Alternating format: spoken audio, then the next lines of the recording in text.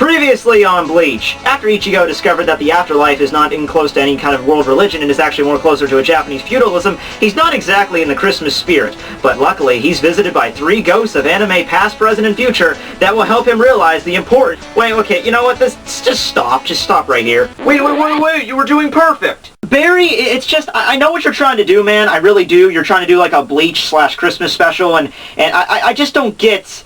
I just don't think it's going to work, No, it works so well. See, what we're doing is we're doing a Charles Dickens parody thing going on. You see where I'm going with this? Yes, dude, I get you're trying to do a Charles Dickens Christmas Carol parody. What I don't understand is what Inuyasha has to do with Christmas. Yeah, I don't know. Like, he's wearing red. That's a Christmas color, and he's also from the past, so, oh, maybe he was there during the first Christmas. They didn't have Christmas in feudal-era Japan, Barry! You know what, screw it. You know, just go to the intro, No, I'm done, Barry. Where's my check?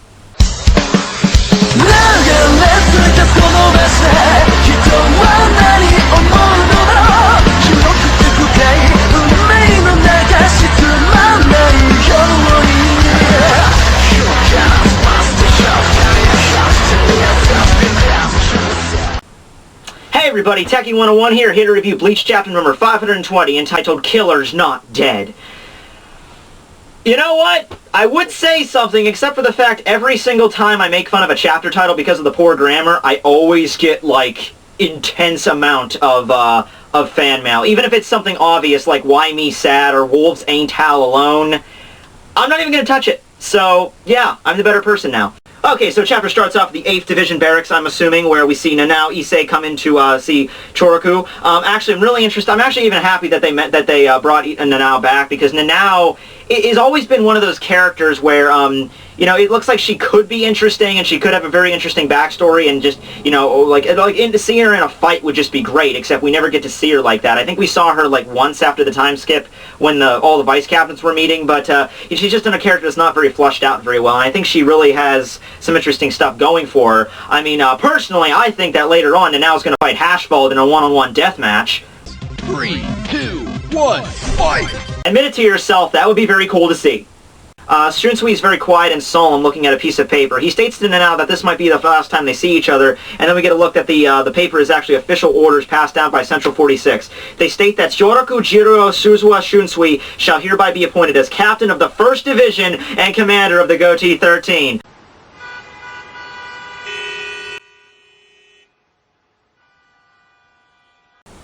Good for Shunsui. Good for Shunsui. Yeah, only about 1% of you probably got that last reference, so, I'm sorry for wasting your time. Okay, like, that was really surprising right there that they showed it this early on. I thought they were gonna, you know, maybe just show that in passing later. Now, a few things here. Number one, I'm very happy that they went with this route. I always assumed that Shoraku or Kyoraku was always, like, the best candidate for it. I mean, I figured, like, the 3 best candidates are probably Unohana, who is captain of the 4th Division, so, I mean, she's the obvious choice because she's, like, the number 2 strongest Shinigami, but, you know, she's in charge of the medical division, so I didn't think they would consider her. Ukitake's strong, but at the same time, Ukitake has the sickness going on, so I didn't think they would choose him. So I figured, you know, Shunsui was the best choice. Also, with the fact that a couple chapters ago we had, like, when all the captains were grieving over the loss of Yamamoto, Shunsui kind of took the helm and kind of, like, directed them as to what Yamamoto would want. So it's very obvious that he was going to be the head captain. Although it is odd because even though how qualified Shunsui is to be the head captain, he doesn't want the position. He's just like, oh, for crying out loud, really? Really? You couldn't have picked anybody else. You know, there's that Ichigo guy down the road. He's strong enough to become head captain. Just let him do it. Because, you know, Shunsui's the kind of guy where he's strong, sure. He's intelligent, sure. He's just lazy. And that's why I think his character is just so, it's just so funny why he has such a fan base. Like, he is quite a strong Shinigami, he's just too lazy to do anything, so, unless he's, like, really provoked, unless, like, when Yamamoto told him, or even really in his battle against Stark, he and Stark had just a kind of like a bullshit fight for, like, a good, like, hour, and then they finally decided, oh, okay, well, you know, everyone else is going bonkai, everyone else is getting serious, I guess I have to fight for cereal now, you know, that kind of thing. We cut over to Korinji's Hot Springs over in the Soul Palace, where we have Ichigo doing some comic relief with these 2 new characters. Their names are Kazu and Kazuhiro. You know, a good explanation as to what, you know, because I stated last chapter, like, okay, who exactly lives in the Soul Palace, because all the 5 Zero Squad members kind of govern each of their kingdoms, and a good explanation was maybe it's the 5 noble families or something to do with the noble families, which is, you know, pretty good, except for the fact that I think we've seen the Byakuya, the Kuchiki household in the regular Seirete, but aside from that, I think that would work really well. I mean, it's never been expressly stated that the noble families were in the Soul Palace or in the Seirete, but I believe we saw the Kuchiki house in the regular Seirete at some point, so, you know, even if that's not debunked, I mean, it could just be a place for all the servants, because, you know, the Soul King needing that many servants would not be surprising in the slightest. I mean, he's a king. It's like the feudal Japan setup. He would have a shit ton of servants. But anyway, these guys are kind of keeping Ichigo under the water, kind of making, I guess this isn't so Ichigo can heal faster. A great part of this chapter is just Korinji, just the way he talks to Ichigo, which I don't know if it's like translator errors or what, but just the dialogue that comes out of this guy is just hilarious. You fail again, you punk bitch! Even a random twat has a bigger pair than you! He tells Ichigo that he can't even keep his head under the water for like 100 seconds, like some kind of game a child would play. He compares this to how, you know, it's like, oh, your parents didn't even do that when you were a kid. Ichigo's response is obviously, you know, what kind of crappy parents would keep their kid underwater for 100 seconds? I don't know, maybe the same parents that don't tell you that they're actually Quincy's and Shinigami in the family. Maybe that would be something that they would like to bring up on your 13th birthday. That doesn't really shock me that much. Ichigo resists them a little bit more, and then Korinji just punches him square in the face. This doesn't have much of an effect on Ichigo, and Korinji states it's because he was completely healed, and if not, that punch would have definitely killed him. Korinji then states that he's now going to send him to the next palace, and then he's going to continue his duties from there. Also, along with this, Renji is fully healed. He stands back up, Korinji punches him, and it's proven that Renji has, you know, fully healed as well, which doesn't make much sense because from the past couple of chapters, I always figured that Rukia and Renji was the worse off between Rukia and Renji, and yet Renji healed the fastest. I mean, maybe you could go with something like maybe, oh, well, maybe the worst injuries heal the fastest because of this weird healing method that Korinji uses, but I'm not sure. But maybe it's probably for some obvious reason, like, you know, like why Ichigo and Renji are going to the next spot. My idea is because both of them have Bankais that have been damaged in the past. Maybe the next palace they're going to go to is the place where they reforge new weapons. So that would make a lot of sense why, you know, why it's just Ichigo and Renji that are heading to the next spot. And of course, in typical county fair fashion, the way they send them to the next palace is by smacking them with a giant hammer and sending them flying off into the sky. I've made enough jokes about that in the past, I really got nothing. After Ichigo and Renji get sent off, Korinji tells the two guys to take off their tops. Best way I could have stated that. And it's revealed that their bodies are actually heavily damaged by the water. They state actually that even with the protective clothes they had on, I guess they were like wet kimonos, they were made out of like water gear, like a water gear kind of thing, and they were made out of that super reishi, and that's the only thing that was preventing the water from damaging them. And even with it, they got damaged heavily. Meanwhile, Ichigo and Renji, kind of a testament to their power, they were able to be in the water, you know, with no protective on, and they didn't even get scarred a little bit. Now, you know, Korinji's been stating this a lot. Last chapter and this chapter, it's been a huge thing, like just how damaging this water is, or how dangerous it is, like how normal people cannot endure its effects. And, you know, Kubo does, okay, he'll do some things sometimes, like he'll state something and then he'll, like, later on he'll completely forget about it, or he'll, like, retcon it completely, but there's sometimes when he mentions something so much that it actually becomes important later on, so I'm throwing down the whole water thing as maybe something in conjunction with Korinji's abilities, like his battle abilities, because he makes such a big deal in this chapter about how just damaging this water is to somebody, and maybe later on when we actually see Korinji in a fight, we'll be able to see that for full view, but for right now, I'm going with that. Like, he's called the Hot Spring Demon, so I'm assuming he can do more with hot springs than just heal people. I'm sure like his battle abilities have to have something to do with it. Korinji also states that when he punched Ichigo previously, he actually reflected the force back on his hand, resulting in, like, I guess he broke his hand or something, because it's pretty swelled up. That's why he's soaking his hand back in the hot spring. He reveals that he used to be called Lightning Speed Tenjiro because of his flash step abilities, hence why he was even more superior to Soifone previously. So he's quite surprised and shocked just how strong Ichigo is, or how he puts it, he's a bad man. Shit. I'm beginning to see why the Spirit King Sama is swinging off his sack.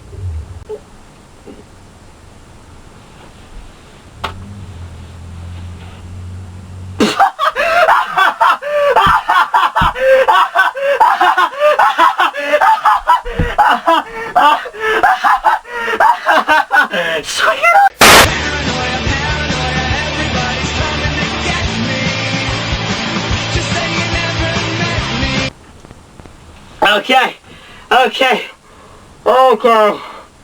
I know it's just a translation. I'm sure in the original Japanese it did not mean it in that kind of context. But really, who did not bust out laughing when you read that today? Okay, I don't think there's going to be a single thing in this chapter that's going to top that reaction. Wink, wink. Actually, one more thing that I should probably mention. That sentence, no matter how ridiculous it was, actually reveals, like, maybe the Soul King has, like last chapter it was a little bit confusing exactly what the Soul King was. I mean, he was humanoid in shape. He did resemble Aizen, sort of, when he was making that evolved state. You know, he did resemble, like, Aizen's eyes, which just brings to question how close Aizen came to attaining godlike status. But it was also questioning, like, how does, is the Soul King, like, conscious? Can he be aware? Does he make orders? Is he, like, a regular king, or is he just some kind of figurehead kind of thing? In this chapter, it was kind of revealed, like, yes, he does have consciousness, he does have, you know, opinions, or maybe it's just his actions which, you know, stay, like, maybe he's troubled by Ichigo or interested in Ichigo so much. But, you know, his identity is still a mystery, and we don't find out in this chapter, so we'll probably find out eventually exactly what he is specifically. He might be a whole species different altogether, kind of like what Aizen was trying to achieve. Alright, so next page we head over to the Central 46, where, I guess it's kind of like an initiation or just an approval of the orders from previously, where Shunsui is standing before the Central 46, and, he's actually asking them if he can have 2 vice captains. One of the vice captains, he wants to be the 3rd seat Okikiba. Dang it, he's alive! What the fuck? Shuha, like, blew up the entire 1st Division, and Okikiba was apparently in it, but I guess Okikiba is the Tom Cruise of the Bleach universe. He's, like, jumping out of the building at the last minute. It's just, like, slow motion. Yeah, whatever. So he's alive anyway. He's asking that Okikiba become one of his vice captains because, you know, he's been with the 1st Division for the longest. He knows the inner workings. He knows the business status. And he also wants Nanao to be a vice captain just because, you know, he's been working with her for years. That would be the most efficient way to do it, which actually makes a lot of sense. The Central 46 rebuttal to this is unacceptable. You know what? I never really understood the judicial system inside of the Seirete. I mean, under normal circumstances, I can kind of get it, but this is like wartime circumstances. I mean, this is like, you don't have time to worry about silly little rules, okay? It's just like, if you could just figure out a way to deal with the main threat first, and then you worry about all the boring rules first, okay? I mean, they showed a little bit of tactical by assigning the new head captain as soon as possible, because that's what you want. You want a leader so your forces do not feel discouraged. You want something they can look up for and just organize everything. That's great you did that. But do not be, you know, criticizing his decisions, especially since this decision is not that big of a deal. Choroku even states that the power to appoint a vice captain lies with the captains. Unless I'm mistaken, that was something the Central 46 came up with. Oh yeah? Well, show me the guy that came up with that so I can argue with him. Oh, well, you see, he's kind of, yeah, kind of dead. Huh? Dead? What do you mean? Oh, alright, the whole Aizen thing, completely slaughtering the Central 46. Kind of forgot about that. Okay, in that case, your request is approved. Choroku moves on to state that his first new official act as head captain will be to teach Saraki Kenpachi the art of killing. Pretty sure he was good with that already, but yeah, I'm a little bit intrigued by this. The Central 46 is, of course, you know, freaking out over this, of exactly what this means. Shunsui begins to state that although Captain Kuchiki and the others went to the Soul Palace to get healed, it's not guaranteed they'll come back, or even if they do come back, they won't be at the same power level they were previously. So he states that Saraki Kenpachi is pretty much their only hope in doing this, and if they can train him correctly, then he will become a massive fighting force, because the way he fights right now, it's strong, but it's not good enough, essentially. The Central 46 rebuttal that they actually have to be very careful of how they teach Kenpachi stuff, because if they teach him too much and he becomes, you know, too strong, then he might rebel and he might actually become a threat to the Soul Society at large. And that's the very reason, like, if you remember correctly, back when he was fighting against Noitora, he remembers back to when, Yamamoto taught him Kendo. And it's revealed he only taught him Kendo for 1 day. And the reason for that was because if he taught him any more than that, he might become too strong for them to deal with. And I actually have a lot of good theories about this. Like, everyone was always, you know, depressed, you know, oh my god, Kenpachi got defeated by Juha, Raw or Royd or Lloyd or whoever it was. And, he didn't even put up a fight. His eye patch was gone. He was legitly defeated. And this was after the time skip, so a lot of people were kind of, upset by this. And from this chapter, though, it actually makes a lot of sense to what Shunsui wants to do here. You see, from my perspective anyway, yes, Kenpachi is insanely strong. He has an insane amount of spiritual pressure, battle experience. He's just a savage and he's a barbarian. However, that's the problem. He has an immense amount of skills, it's just not focused. It's kind of like raw energy to be focused. Like, he just picks up a sword and he just starts hacking people to bits, It's just, it's effective for most part, but then you get to enemies like Noitora and Juha that are able to kind of overcome this just raw rage and stuff, and Noitora is a perfect example of this, because, that's the one time when, Kenpachi actually used a focus technique where he actually focused his energy into one move, which was Kendo, and we all know how that turned out on Noitora's part. Yeah, there are skeletons that have been rotting in the ground for 50 years that are not as dead as that praying mantis son of a bitch was in that panel. And also something a lot of people might be bringing up when Shunsui said this was, is he going to teach Kenpachi Shikai and Bankai? Which, that would be awesome if he learned that, but that's not the thing that you have to worry about. The thing is, what if Kenpachi learned how to use, that Kendo ability and he just did that with all of his techniques? If his techniques were focused and strategic and tactical, that's how big of a threat he would be if just that was happening. Even if he didn't know how to access Shikai, which I do think they're going to teach him Shikai a little bit. Bankai, I'm not so sure. And even if he did learn Bankai, it would be basically like Armageddon. So, very interesting that they just brought that up right there. And that's the reason why Kenpachi didn't go to the Soul Palace with Ichigo and everybody. Why everyone was like, well, why didn't they take Kenpachi? He was just as seriously wounded as Byakuya, if not, greater. So why did they bring him? There's the reason there. So the Central 46 reluctantly agree, to which Shunsui turns around and asks for somebody to come in. He states that he'll handle that the matter of Captain Zaraki will be handled by this individual, Captain Unohana, or should I say, the first Kenpachi, Unohana Yachiru.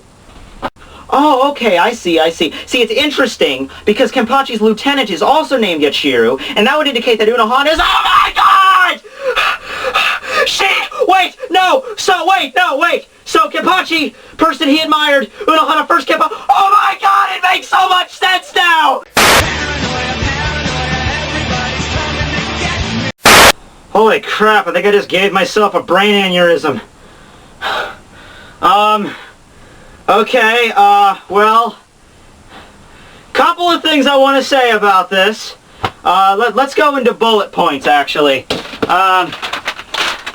Okay, number one, this makes perfect sense why everyone's afraid of Unohana. I'm just going off and assuming that everybody already knew that her history and why she was so feared is because she was the first Kenpachi. It's just something that the reader didn't know, but that makes sense why everyone was freaking batshit afraid of her.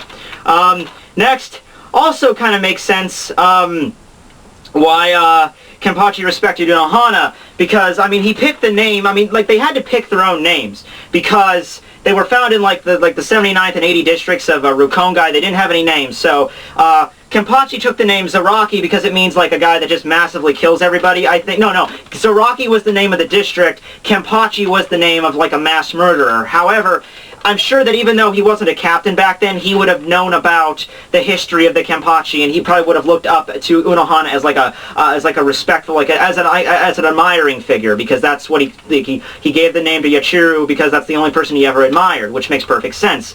Not stating that Kenpachi was around when Unohana was a Kenpachi, because first Kenpachi, that could have easily been several thousand years ago when she was a member of when she was known by that title all the time. So I'm not sure about that, but it makes sense for Yachiru and Kusajichi because that was the district Yachiru came from. Another interesting thing that not a lot of people might be aware of is, does Unohana have a Bankai for that reason? Because I think it was stated by Yoruichi at some point that, did she say that only Zaraki did not have a Bankai, or that every Kenpachi did not need a Bankai? If that's the case, then she probably does have a Bankai, mostly because she has a Bankai, I would assume. I think Yoruichi just meant that Zaraki did not have one. Another thing about that is, Yoruichi did say, I believe, is that the captain, the 11th division is set up differently from all the others, whereas other captains just come in through the regular channels with the other divisions.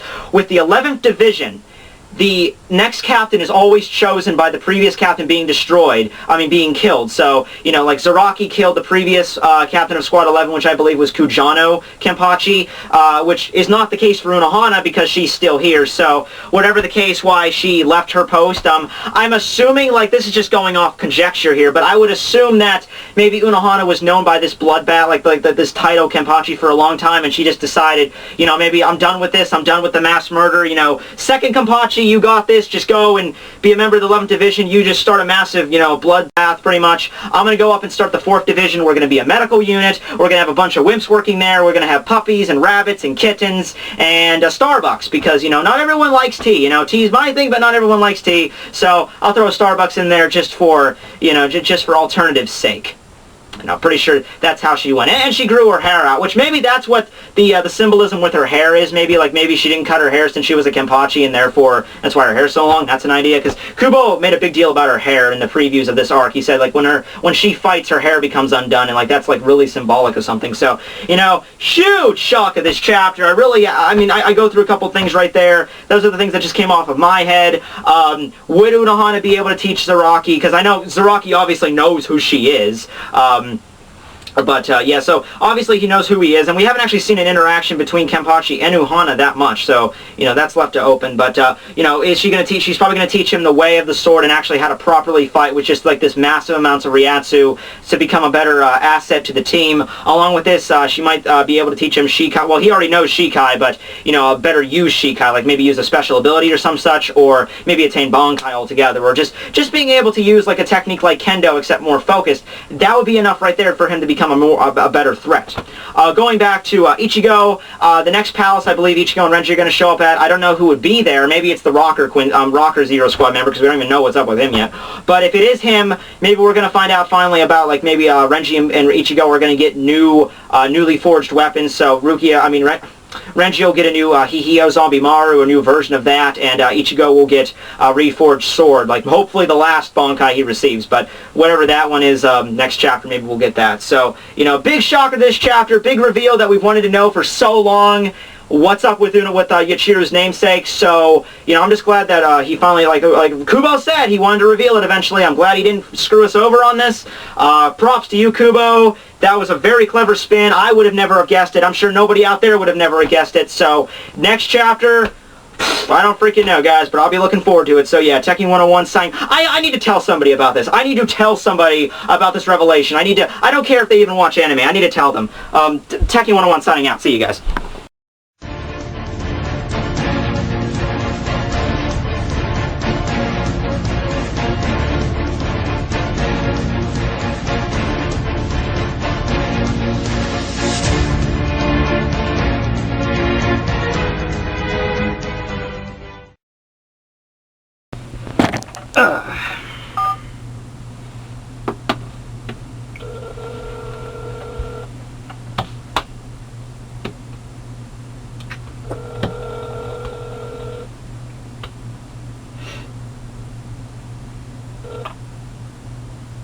Hello?